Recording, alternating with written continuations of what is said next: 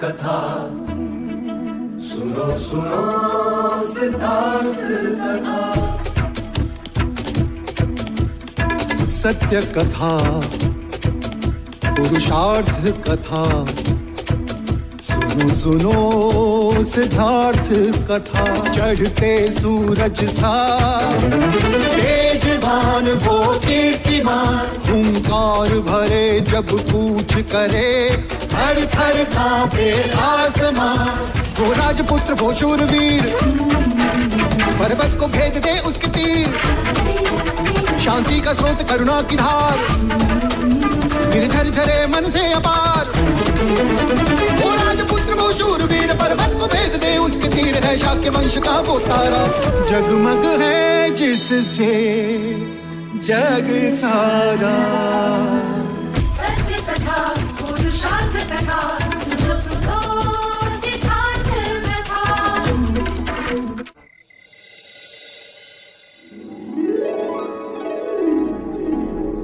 प्रणाम।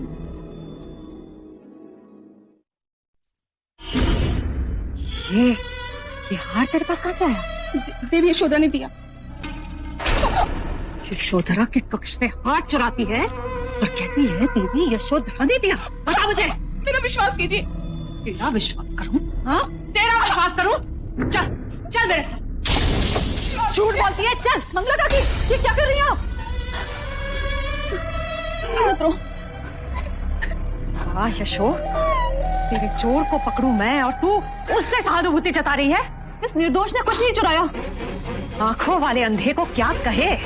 ये हार इसी ने चुराया है। नहीं, ये हार मैंने इसे दिया है। क्षमा करना, मेरे कारण तुम्हारे साथ ये दुर्व्यवहार हुआ। मैं सब कुछ जा सकती हूँ।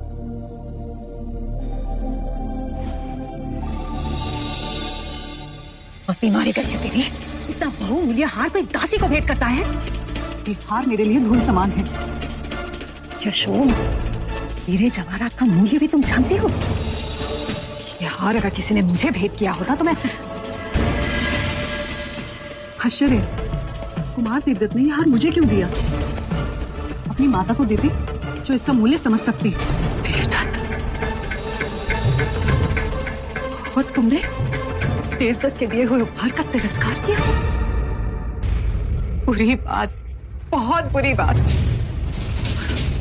और वो बेचारा देवदत्त तुम्हारे लिए कितना चिंतित है। उपहार का मैं कभी तिरस्कार ना करती। कुमार देवदत्त की चिंता का मूल्य भी होता यदि ये हार देने की भावना शुद्ध होती। मैं देवदत्त को परखने में गलत हूँ। मंगला काकी, आप तो देवदत्त को इन सबसे कहीं अधिक जानती हैं। मंगला काकी, देवदत्त के स्वभाव में ही खोट है।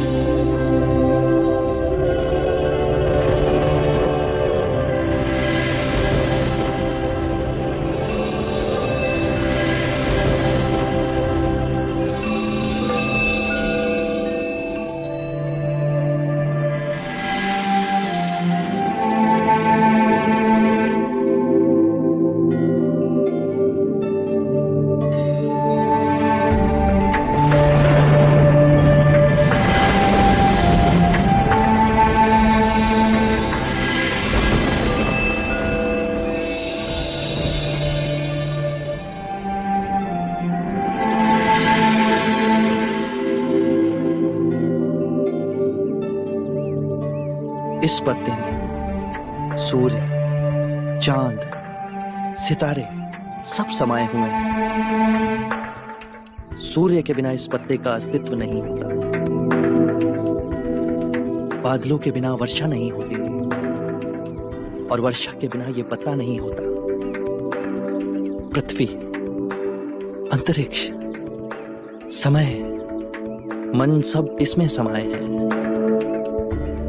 जैसे इस पत्ते का ना कभी जन्म हुआ, वैसे मेरा भी कभी जन्म नहीं हुआ। हम सब केवल प्रकट हुए हैं, इसीलिए हम कभी मृतक नहीं हो सकते, केवल अप्रकट हो जाएंगे। सारा ब्रह्मांड एक दूसरे से जुड़ा है और इसमें कोई द्वैत नहीं, अद्वैत है। प्रकृति का एक रूप ये पत्ता है, मैं हूं, हम सब हैं।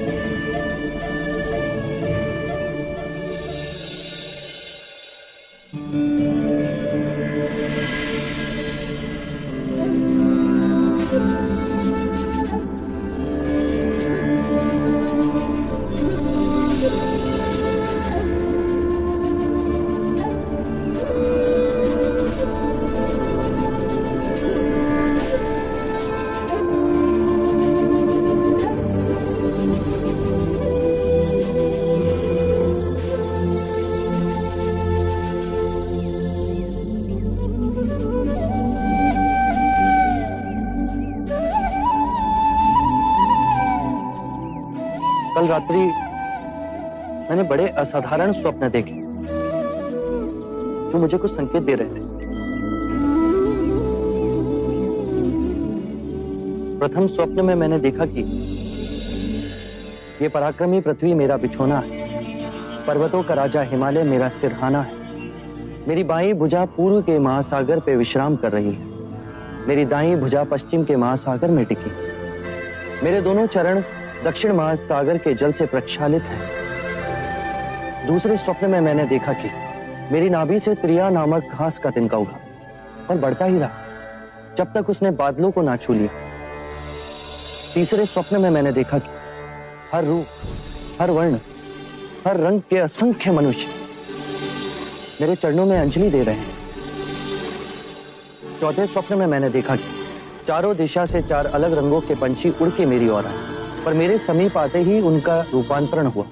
वो अपने विभिन्न रंगों को त्याग शुभ्र श्वेत रंग के हो गए। ये इस बात का सूचक है, हर रूप, हर रंग के लोग मेरी शरण में आएंगे बिना किसी भेदभाव के। पांचवें स्वप्न में मैंने देखा कि मैं एक गोबर और लीद के पर्वत के नीचे खड़ा हूं। फिर मैं उस पर्वत के शिखर पर चढ़ा और लौट कर नीचे आया, पर मैं मलिन नहीं हुआ। यह संकेत देता है कि मैं जीवन की दलदल में रहकर भी पुनीत रहूंगा। आपके सपने तो हमें समझ ही नहीं आए। मैं भी इन सपनों का अर्थ ढूंढ रहा हूं। मेरे अंतर मन से एक स्वर उठ रहा है, मैं सद्धर्म का मार्ग पाने वाला हूं। पहले ये खीर तो खा लीजिए।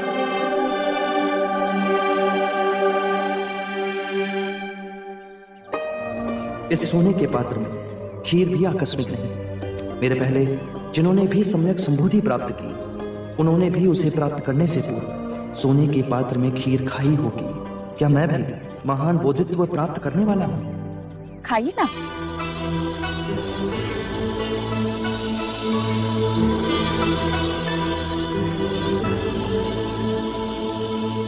क्या ये स्वर्ण पात्र तुम मुझे दे सकती हो?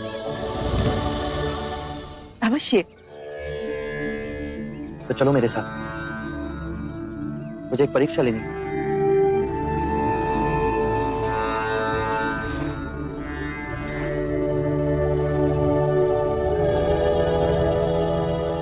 ये कैसी परीक्षा है?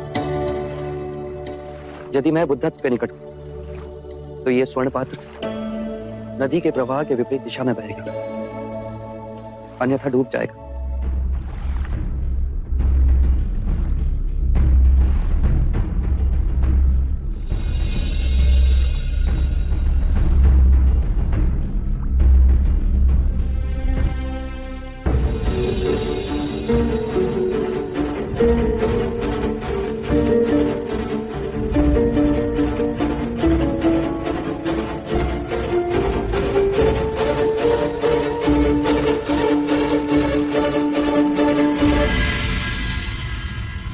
चाहे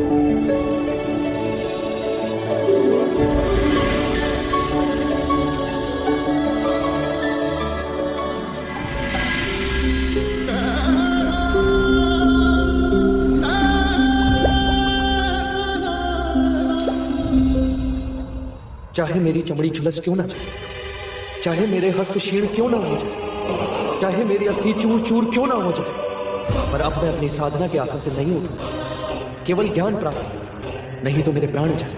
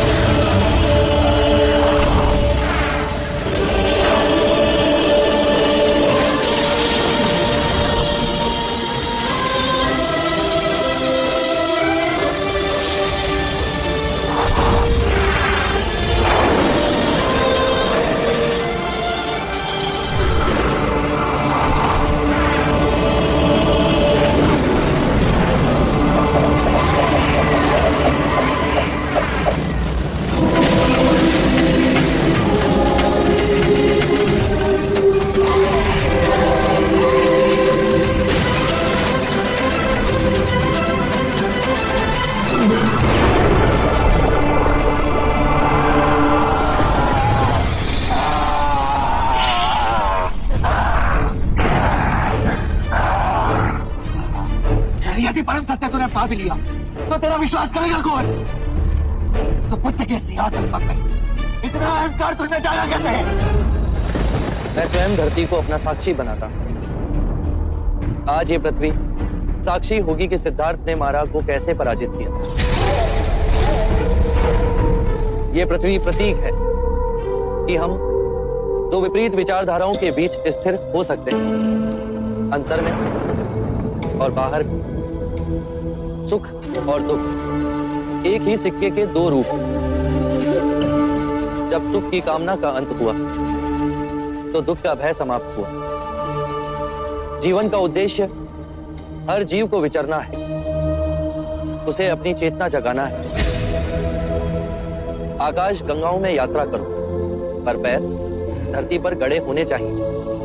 मैंने पा लिया है सुख दुख, रात दिन, अच्छा बुरा, मन और माया का खेल, परंतु उसके बीच एक मध्य बिंदु है, वही जीवन का स्रोत है, और वो हर मनुष्य की चेतना में, कहीं बाहर नहीं।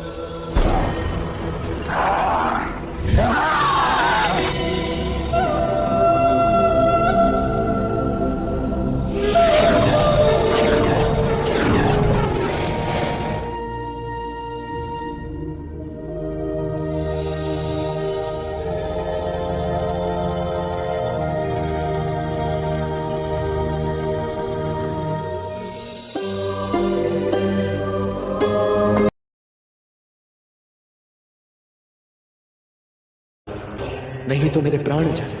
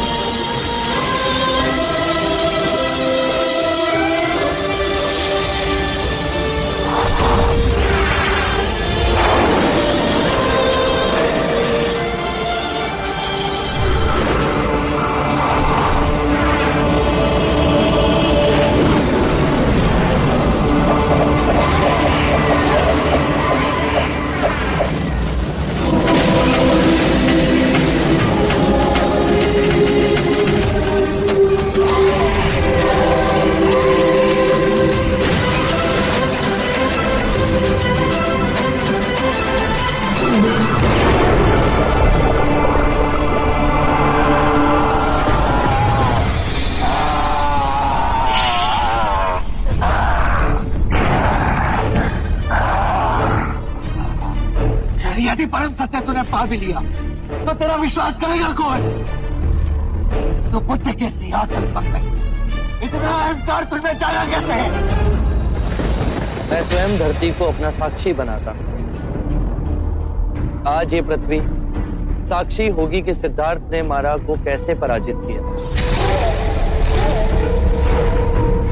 ये पृथ्वी प्रतीक है कि हम दो विपरीत विचारधाराओं के बीच स्थिर हो सकते हैं, अंतर में और बाहर भी। सुख और दुख एक ही सिक्के के दो रूप। जब सुख की कामना का अंत हुआ तो दुख का भय समाप्त हुआ। जीवन का उद्देश्य हर जीव को विचरना है, उसे अपनी चेतना जगाना है। आकाश गंगाओं में यात्रा करो, पर पैर धरती पर गड़े होने चाहिए। मैंने पा लिया है सुख दुख, रात दिन, अच्छा बुरा, मन और माया का खेल, परंतु उसके बीच एक मध्य बिंदु है, वही जीवन का स्रोत है और वो हर मनुष्य की चेतना में, कहीं बाहर नहीं।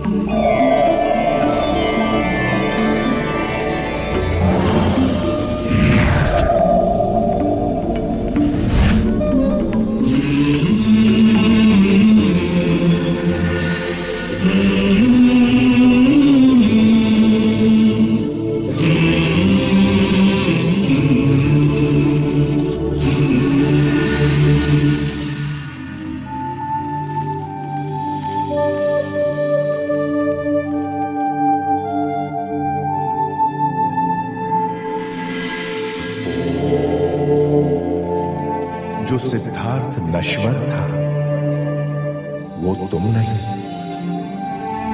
तुम बुद्ध हो, अविनाशनीय बुद्ध। बुद्ध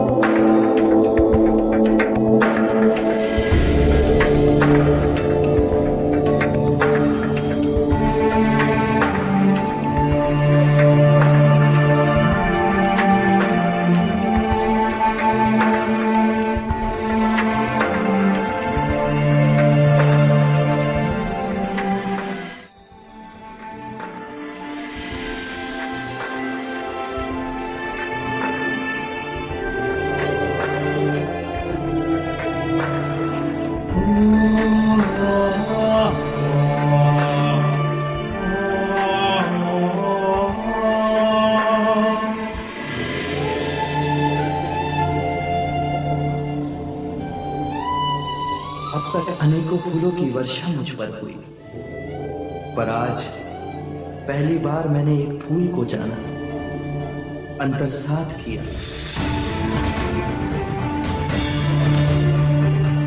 मैं जाग गया तो पूरी प्रकृति ही बदल गई। आज इतनी सघन शांति है, जैसे अंतर के नीले आकाश से विचारों के सारे बादल छट गए। मैं भी तुम्हारी तरह स्वच्छंद हो गया।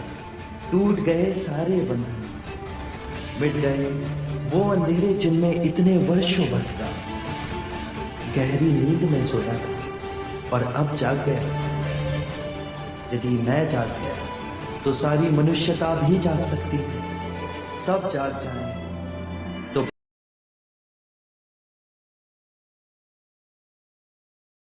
गहरी नींद में सोया था और अब जाग गया। यदि मैं जाग गया तो सारी मनुष्यता भी जाग सकती है। सब जाग जाए तो पृथ्वी पर शांति और सुख का नया अध्याय शुरू होगा।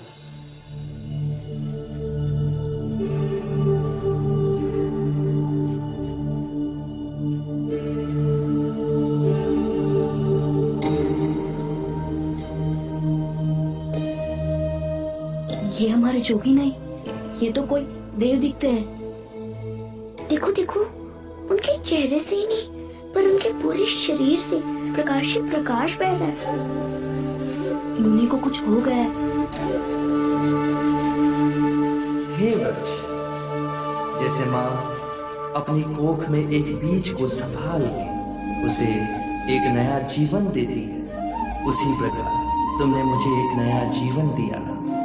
शत शत प्रणाम। जाके सुजाता दीदी को जल्दी बुला ला, कहना जोगी जाग गए।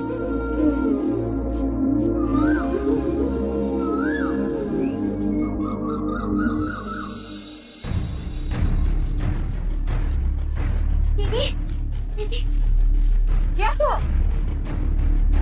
दीदी जोगी को कुछ हो गया है। क्या हुआ उनको? दीदी उनका चेहरा पीला हो गया है और उनके आसपास इतना प्रकाश है, उन्हें कुछ हो गया है।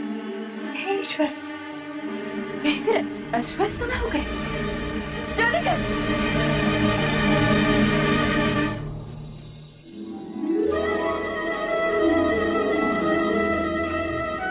आज मैंने एक बड़ा ही सुखद स्वप्न देखा। यशो, नहीं माँ, पहले आप बोलिए। नहीं, पहले तू बोल। माँ, मैंने कल रात सपने में देखा कि ये कपिल वस्तु लौट आए हैं। चारों ओर ढोल नगाड़े बज रहे हैं, राजा जन के द्वार पर दीपक जल रहे हैं, रंगोली बनी है और वो लोग पूजा की थाल लेकर उनकी प्रतीक्षा कर रहे हैं। चारों ओर से फूलों की वर्षा हो रही है, तो वो ना देखे, केवल उनके सुंदर चरण दिखाई दिए। तुझे कैसे पता कि वो चरण सिद्धार्थ के ही थे? हाँ, उन्हीं के थे। अच्छा, अब आप बताइए कि आप क्या कह रही थी?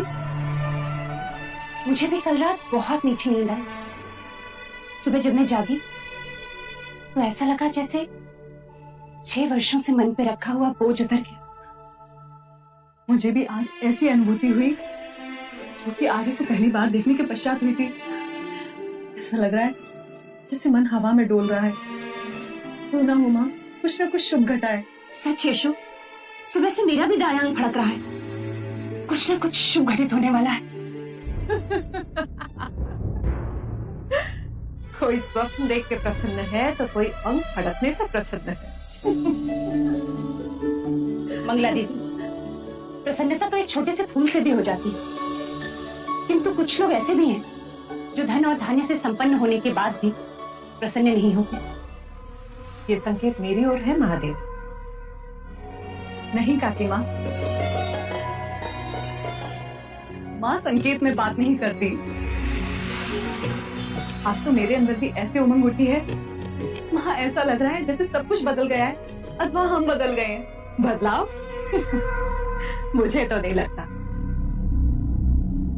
अब देखो ना, पिछले 10 दिनों से ना तो मैंने कोई नए गहने बनाए और ना ही कोई पोशाक।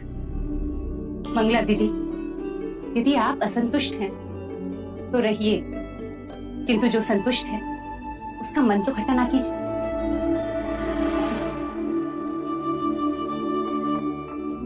अरे क्यों आज हर क्षण मैं इनकी ओर खींची जा रही हूँ माँ।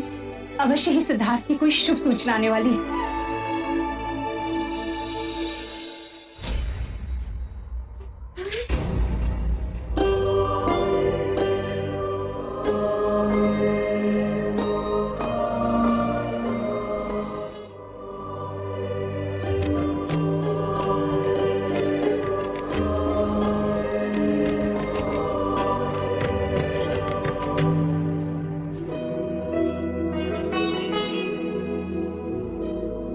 आप हमारे जोगी ही हैं। आपकी आभा कितनी प्रकाशमय है, जैसे गयाशीष पर्वत पर उठता पूर्णिमा का चंद्र। आंखों में कौसमान करना और जंगल के सिंह समान निर्भीकता। आभार तुम सबका, आभार। हमने तो कुछ नहीं किया। निस्वार्थ प्रेम किया। आपको आपकी जो खोज थी वो पूर्ण हुई है ना? हाँ, सोया जाग गया। ये कैसी अद्भुत खोज की आपने? हमें समझाएंगे?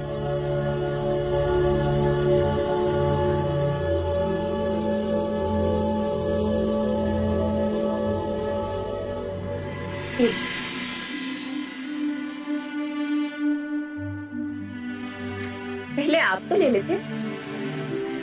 प्रेम बांटने से बढ़ता है। ये लीजिए।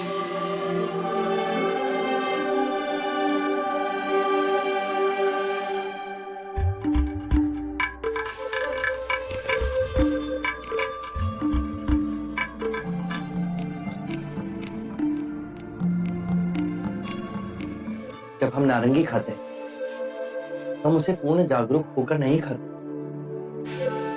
हमारे लिए ये नारंगी असत्य है। यदि ये नारंगी असत्य है तो इसे खाने वाला भी असत्य हुआ ना। बेहोशी में हम इसे खाते हैं।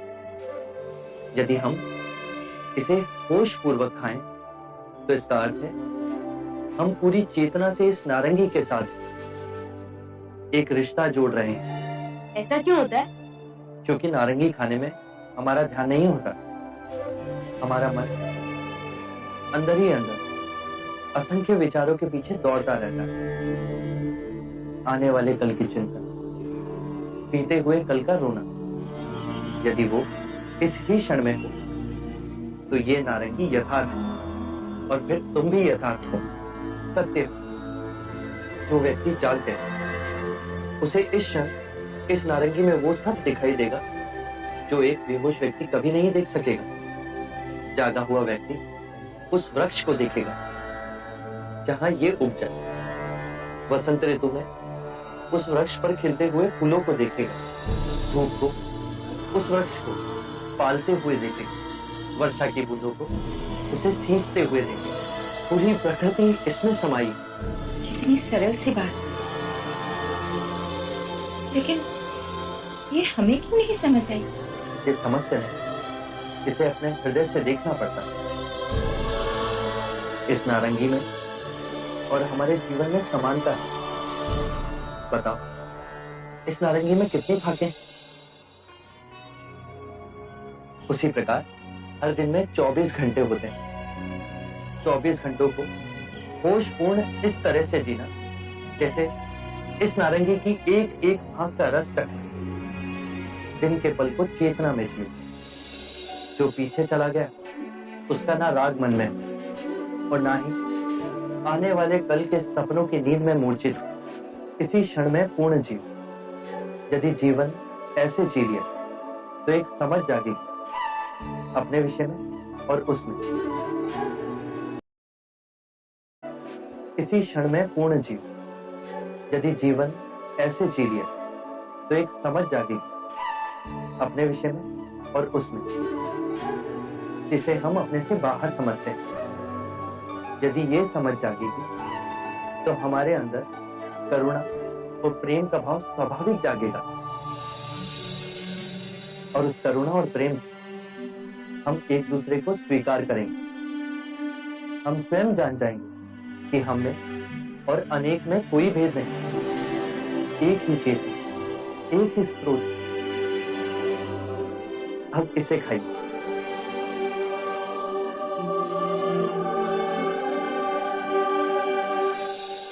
दीदी, ये वस्तु तो आप लाना भूल ही गई।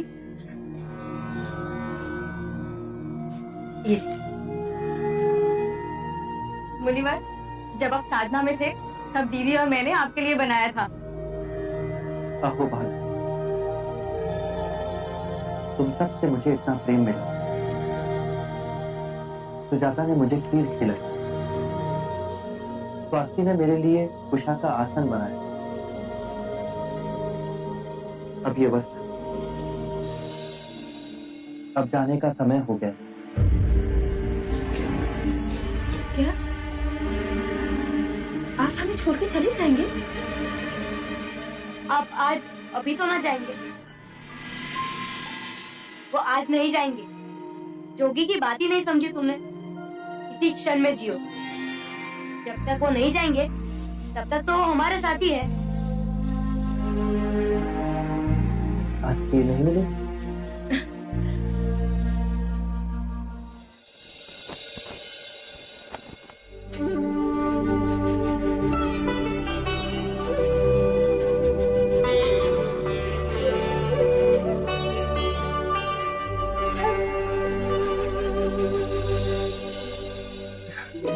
जाओ, गुरु जी को प्रणाम करो।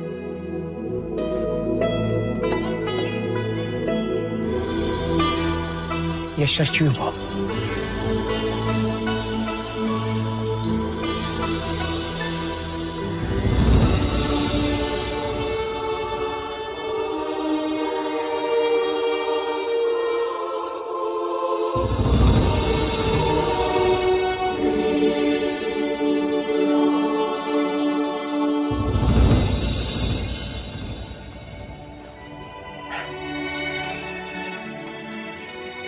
आज से तुम्हारी शिक्षा प्रारंभ हो रही है। खूब मन लगाकर अभ्यास करना।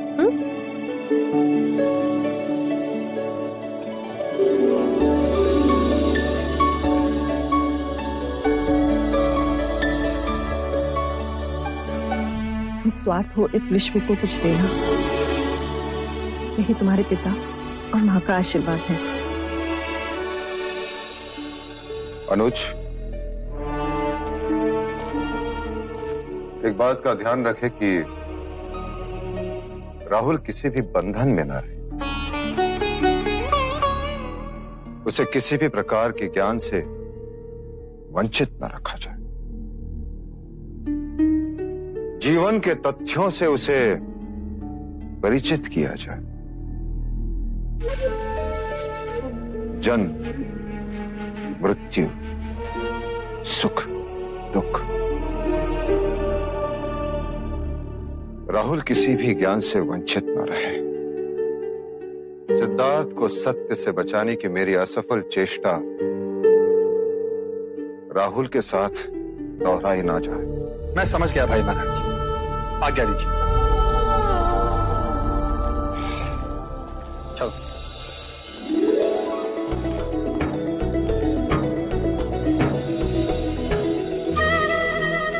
नंद, नंद,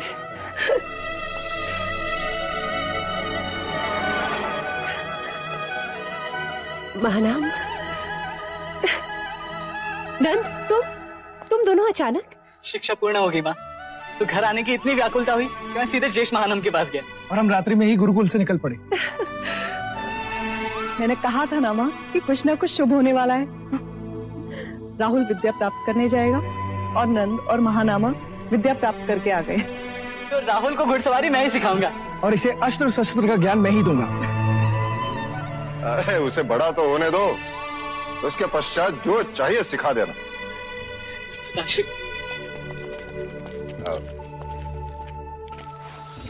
अजीब भाग्य पाया देवता ने। सिद्धार्थ जब सिंहासन खाली छोड़कर चला गया तो ये नंद आतंक। अब देवदत्त को कोई बड़ा कारनामा करना होगा। आप चले जाएंगे तो? स्वाति, यदि मैं यहां रुका तो कितने प्राणी इस संसार में मुक्ति के मार्ग से वंचित रह जाएंगे। परंतु हम आपके बिना कैसे रहेंगे? देखो स्वाति, तुम्हारे पानी में पत्थर फेंकने से एक तरंग उठी और उस तरंग से कितनी और तरंगे बनती गई। ऐसा क्यों हुआ? क्योंकि पत्थर ने पानी में गिरते ही पानी को ढकेला, इससे और तरंगे बनी। तो मैं गया कहां? तुम्हारे साथ ही तो हूं। मैंने तुम्हारे, चटलिका, बालागुप्ता, पूर्णा और सुजाता के मन में एक तरंग पैदा की। अब ये तरंगे तुम सब दूसरों के मन में पैदा करोगे। और आप दूर जाके सबके मन में तरंगे पैदा करेंगे। इसे हम ज्ञान मार्ग कह सकते हैं। हाँ स्वास्थ्य, और इस मार्ग पर चलकर पूर्ण जागरूकता प्राप्त होगी। क्या हम आपको पूर्ण जागरूक व्यक्ति कह सकते हैं? मगधी में जागरूक व्यक्ति को बुद्ध कहते हैं। क्या हम आपको बुद्ध कह के संबोधित कर सकते हैं? अवश्य। बुद्ध, बुद्ध, बुद्ध, बुद्ध, बुद्ध, बुद्ध, बुद्ध, बुद्ध, बुद्ध, बुद्ध, बुद्ध। और जिस वृक्ष के नीचे आप जागृत हुए, क्या हम उसे बोधि वृक्ष कह सकते हैं? हाँ, जिस वृक्ष के नीचे सिद्धार्थ बुद्ध बने वो बोधि ही कहलाएगा। बोधि वृक्ष, बोधि वृक्ष, बोधि वृक्ष, बोधि वृक्ष, बोधि वृक्ष, बोधि वृक्ष।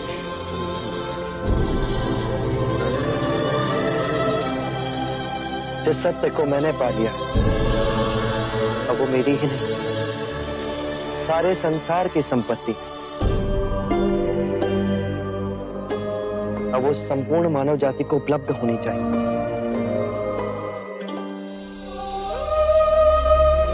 आप हमें कभी ना मिलेंगे। मैं तुम्हें वचन देता हूं, हम फिर मिलेंगे। मैं उरुवेला अवश्य लौट कर आऊंगा। मेरे इस मार्ग की खोज में आप सब मेरे सहयात्री।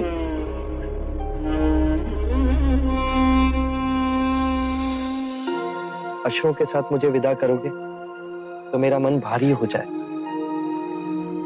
आप सब मुझे मुस्कुरा कर विदा करें।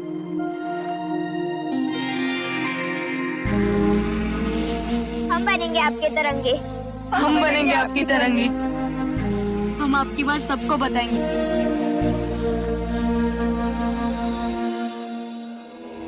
आरंभ हो गई निर्वाण प्रथा, सुनो सुनो